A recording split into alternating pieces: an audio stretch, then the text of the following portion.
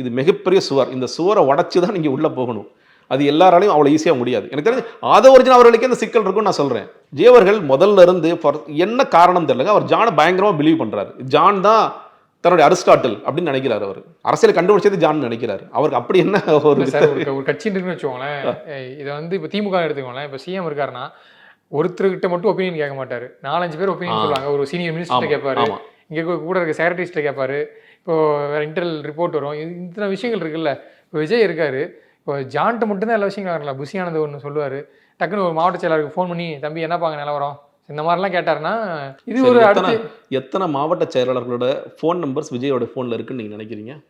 அவர் phone நம்பர்ஸ்லாம் வச்சுருப்பாங்களா முதல்ல? இல்லை 120 பேரில் ஒரு 6 பேர் போடலாம். அவங்கள தாண்டி இந்தந்த மாவட்ட செயலாளர்கள் தான் நீ கிழக்கு மாவட்டம், வடக்கு மாவட்டம் அப்படின்னு லிஸ்ட்டாக போட்டு வச்சுருக்காரா? தன்னோட ஃபோனில் வச்சுருக்காரா? அதுவே பெரிய ஆச்சரியம் தாங்க. எத்தனை மாவட்ட செயலாளர் தொடர்பில் இருக்காரு? நீ மாவட்ட செயலாளர்கள் ஃபோன் பண்ணால் அவங்க துள்ளி குதிக்க மாட்டாங்களா? ஐயோ தலைவர் எனக்கு ஃபோன் பண்ணிட்டாருப்பா, தலைவர் என்ற பிரச்சனைலாம் கேட்டாருப்பா.